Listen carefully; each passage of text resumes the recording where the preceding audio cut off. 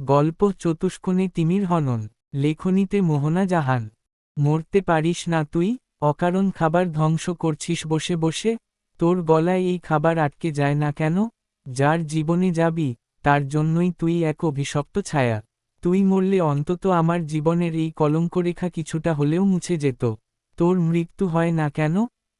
নিজের জন্মদাত্রীর মুখে তিক্ত কথাগুলো শুনে ইন্তেহার গলায় খাবার আটকে গেল মুহূর্তের জন্য। কিন্তু তার চোখে মুখে কোনো ভীতি বা আর্তনাদ ফুটে উঠল না, বরং সে এক অদ্ভুত শীতলতায় স্বাভাবিকভাবেই হাত বাড়িয়ে এক গ্লাস পানি নিয়ে এক ঢোক জল গিলে নিল। অন্য কোনো মেয়ে হলে হয়তো এই মাতৃ তিরস্কারে কান্নায় ভেঙে পড়ত। কিন্তু ইন্তেহার নেত্রপল্লব মরুভূমির মতো শুষ্ক, যেখানে কোনো পানির ছিটে ফোঁটাও নেই। যেন এই চোখ পাথর দিয়ে তৈরি। পানি নামক কোনো বস্তুই এর মাঝে নেই। বাল্যকাল থেকেই এই বিষবাণ তার অভ্যেস হয়ে দাঁড়িয়েছে। এইসবে যায় আসে না তার। সে এক অবজ্ঞাভরা আর গা ছাড়া হাসিতে মিসেস নীলার কথা উড়িয়ে দিল। সে মিসেস নীলার দিকে না তাকিয়ে আবার খাবারে মনোযোগ দিল। মুখে ভাতের দ্বিতীয় লোকমা নেওমার জন্য তৈরি করল। ইন্তেহার এই নির্বিকার ভঙ্গি যেন মিসেস নীলার অহংকারে সজোরে আঘাত করল। সহসা সহ্যের সীমা ছাড়িয়ে মিসেস নীলা ক্ষিপ্ত বাঘিনীর মতো ঝাঁপিয়ে পড়লেন। এক ঝটকায় ইন্তেহার সম্মুখ থেকে খাবারের পাত্রটি ছুঁড়ে ফেলে দিলেন। সশব্দে চীনামাটির পাত্রটি মেঝেতে আছড়ে পড়ে চূর্ণবিচূর্ণ হয়ে গেল। সযত্নে রাধা খাবারগুলো ধুলোয় লুটোপুটি খেতে লাগল। ইন্তেহা আর খাবারটি মুখে তুলতে পারল না। তার হাত থেমে গেল মুখের সামনে এসে। খাবার মুখে নেওয়ার জন্য হা করা মুখটা বন্ধ করে নিল। সে চুপচাপ সেখানেই বসে রইল। তার দৃষ্টি এখনও সেই শূন্য স্থানের দিকে নিবদ্ধ, যেখানে কিছুক্ষণ আগে তার খাবার রাখা ছিল। তার চোখে বেদনা নেই, কোনো মিনতি নেই, বরং তার শান্ত চাউনিতে খেলে যাচ্ছে এক চরম তাচ্ছিল্য। ইন্তেহাকে চুপচাপ থাকতে দেখে মিসেস নীলা দাঁতে দাঁত চেপে গর্জে উঠলেন। তোকে খাওয়ানোর চেয়ে রাস্তার একটা নেড়ি কুকুরকে খাওয়ানো অনেক পুণ্যের কাজ। কথাটা শুনে ইন্তেহার জায়গায় অন্য কেউ হলে রেগে যেত, নয়তো বা কুকুরের থেকেও নিম্নে নামিয়েছে বলে কাঁদত, ব্যথিত হতো। কিন্তু ইন্তেহা মাথাটা একটু ঘুরিয়ে খিলখিল করে হেসে উঠল। সেই হাসিতে কোনো আনন্দ নেই, আছে তীক্ষ্ণ বিদ্রূপ নিজের ভগের প্রতি। সে তাচ্ছিল্য হেসে ধীরস্থিরভাবে আসন ছেড়ে উঠে দাঁড়াল। মিসেস নীলার সামনে দাঁড়িয়ে কণ্ঠে এক হিমশীতল অবজ্ঞা নিয়ে বলল, আমাকে কুকুর মনে করেই না হয় খাবারগুলো দিতেন। আপনার খাবার খেয়ে তো আর বেঁচে নেই, মিসেস নীলা। নিজের বাপের দেওয়া খাবার খাচ্ছি, আপনার বাপের দেওয়া দানে নয়। ইন্তেহার বাঁকা কথায় মিসেস নীলা তেলে বেগুনে জ্বলে উঠল। ইন্তেহার আকস্মিক এই স্পর্ধায় হিতাহিত জ্ঞান হারিয়ে মিসেস নীলা এগিয়ে এসে সজোরে ইন্তেহার গণ্ডদেশে চপেটাঘাত করে রাগে কাঁপতে কাঁপতে বললেন, মুখে মুখে তর্ক, ভুলে যাস না, তোর বাপ আমার হাতের পুতুল। তুই আমার কিছু করতে পারবি না। তোদের দুই বাপ মেয়েকে আমি ধ্বংস করে যাব। থাপ্পড় খেয়ে ইন্তেহা মুখটা একটু সরিয়ে নিল, কিন্তু পরক্ষণেই মাথা ঝাঁকিয়ে বাঁকা হেসে আবার সোজা হয়ে দাঁড়াল।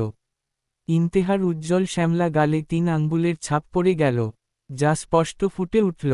কিন্তু সামনে দাঁড়িয়ে থাকা পাষাণ মায়ের হৃদয়ে একটু কাঁপল না মেয়েকে মারতে। আর না ইন্তেহার কষ্ট হল নিজের মায়ের এই রূপ দেখে। তার চোখে মুখে তাচ্ছিল্যের হাসি খেলে গেল। সহসা ইন্তেহার ঠোঁটের কোণে হাসিটা এবার বিকট ও উন্মত্ত রূপ নিল। অট্টহাসি হাসতে হাসতে সে বলল, ওহ রিয়েলি, আপনার এই হাতের পুতুল নিয়ে বড্ড বেশি দম্ভ আপনার, তাই না? আপনার পুতুল আপনাকে বলেনি আমার গায়ে হাত তোলার ফল ভালো হয় না? আজ শুধু জন্ম দিয়েছেন বলে বেঁচে গেলেন, নয়তো এই ইন্তেহা ইহসানের শরীরে হাত দেওয়ার শাস্তি সুদে আসলে তুলতাম। দাঁতে দাঁত চেপে কথাগুলো বলতে বলতে ইন্তেহা কয়েক পা পিছিয়ে গেল। তার দুচোখে আগ্নেয়গিরির লাভা বের হচ্ছে। হাত মুষ্টিবদ্ধ হয়ে এসেছে তার। রাগে তার মাথায় আগুন জ্বলছে। কানের থেকে গরম সীসা বের হচ্ছে মনে হচ্ছে। চোয়াল শক্ত হয়ে আছে। ইন্তেহার এই রূপ দেখে মিসেস নীলা চমকালেন। তিনি বুঝতে চাইলেন ইন্তেহা এখন কি করবে। আচমকা ইন্তেহা হাতের কাছের একটি ভারী চেয়ার দুহাতে তুলে নিল এবং দানবীয় শক্তিতে সেটি ডাইনিং টেবিলের কাচের ওপর আছড়ে ফেলল। তৎক্ষণাৎ বিকট মর্মর শব্দে টেবিলটি চুরমার হয়ে গেল। মিসেস নীলা ভয় কুঁকড়ে গিয়ে আর্তনাদ করে উঠলেন। ইন্তেহা দাঁতে দাঁত চেপে বলল, আমিও দেখে নিব আপনি আমার কি বা তারা চিহ্ন ছিঁড়েন। ইন্তেহার মুখের ভাষা শুনে মিসেস নীলা নাক মুখ কুঁচকে নিলেন রাগে। ইন্তেহা সেদিকে ফিরেও তাকাল না। অত্যন্ত অবহেলার সাথে নিজের হাত দুটো হুডিতে মুছতে মুছতে দরজার দিকে পা বাড়াল। যাওয়ার সময় বিরক্তি নিয়ে শান্ত স্বরে বিড়বিড় করে বলল, ছ্যাঃ, খাবারটাও খেতে দিল না, শালি। আমাকে খেতে দেখে শরীরে বিষ উঠে গেছে তার।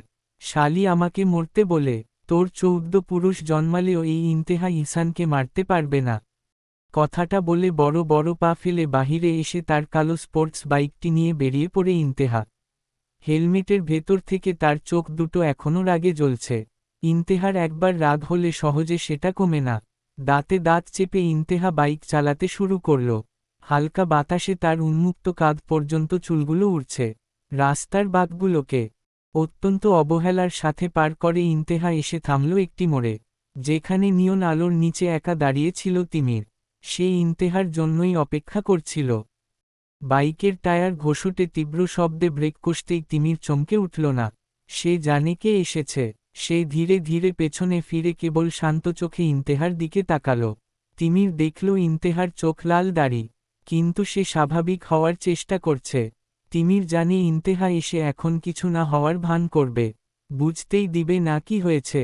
কিন্তু ইন্তেহা এটাও জানে তিমিরের জহুরি চোখ ফাঁকি দেওয়া অসম্ভব। তিমির তার ফেলা প্রতিটা পলকের সাথে পরিচিত। ইন্তেহা হেলমেটটা খুলে বাইকের ওপর সজোরে রেখে তিমিরের দিকে এগিয়ে আসতেই তিমির তীক্ষ্ণ চোখে লক্ষ্য করল ইন্তেহার বাম বনদেশে একটি ফিকে লাল দাগ, যা কেবল একটি চপেটাঘাতেরই কারণেই হয়। ইন্তেহা আসতেই তিমির অত্যন্ত নিচু অথচ গভীর স্বরে বলল, আবার ওই একই নাটক?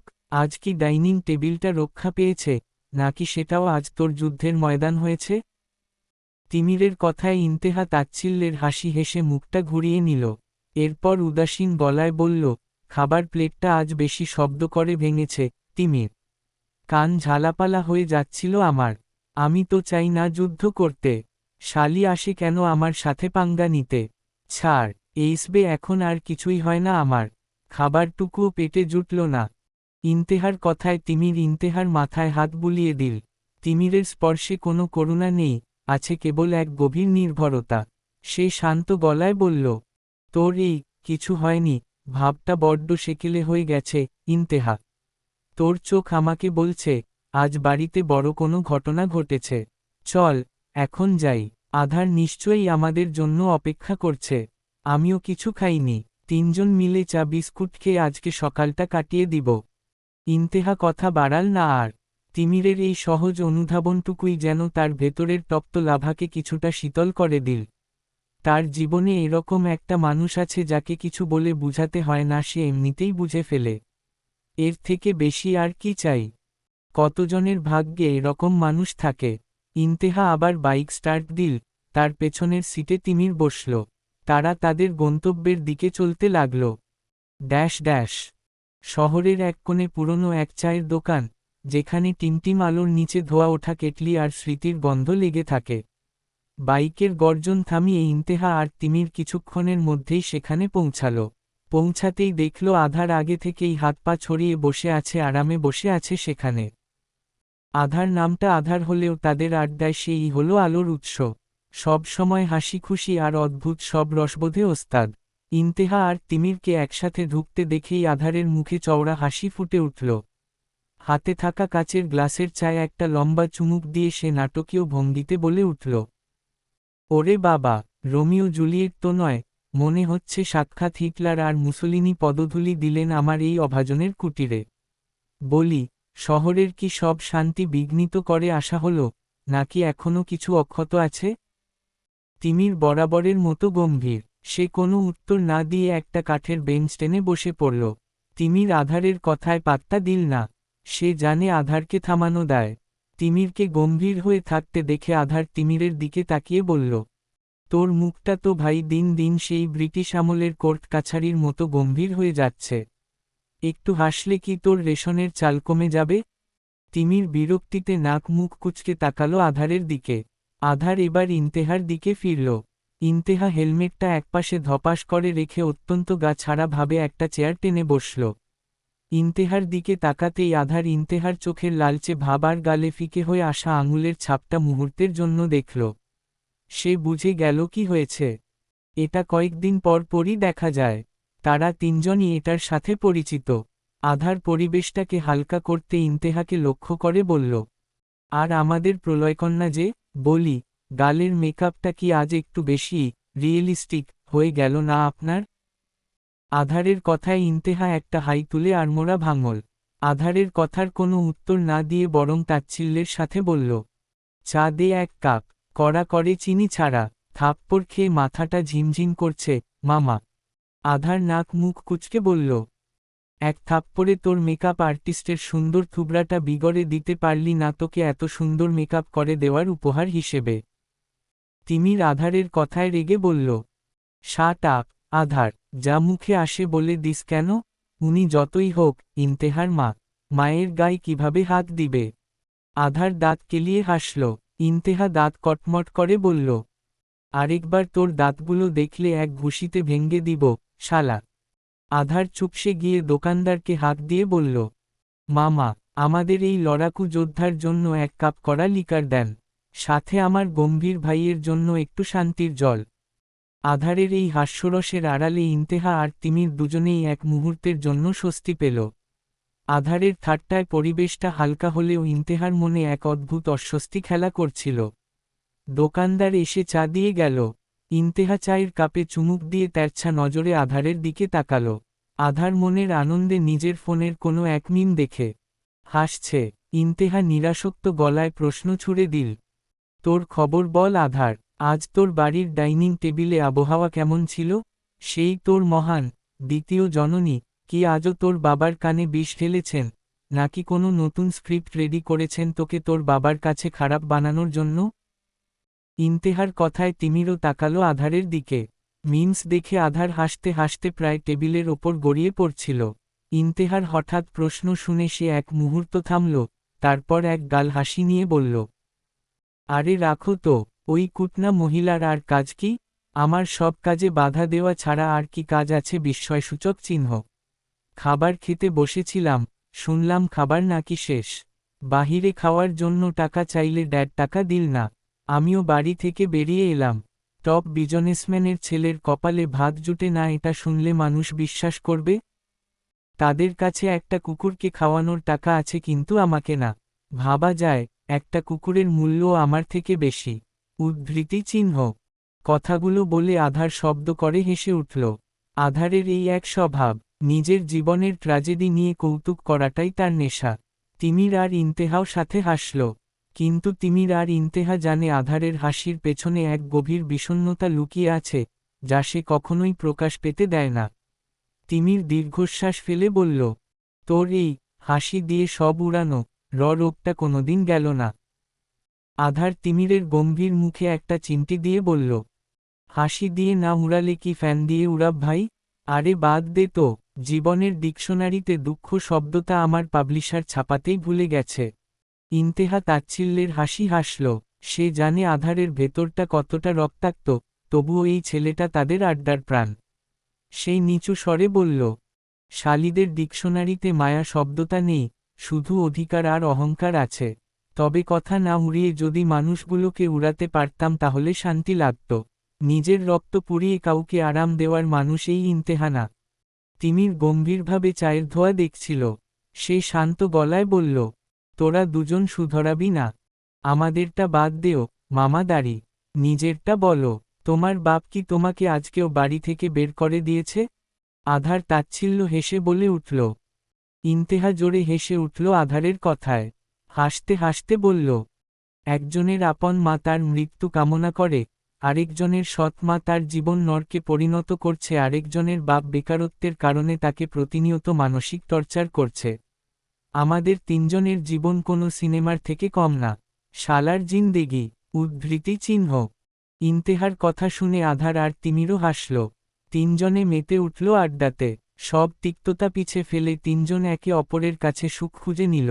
দোকানে আরও কিছু কাস্টমার ছিল, যারা অন্য পাশে বসেছিল। তারা এতক্ষণ ওদের তিনজনকে দেখছিল। এদের মধ্যে একজন দোকানদারকে বলল, মেয়ে মানুষ রাতে এসে ছেলেদের সাথে আড্ডা দেয়, গায়ে ছেলেদের মতো পোশাক, আবার বাইক চালায়। কি জামানা এলো!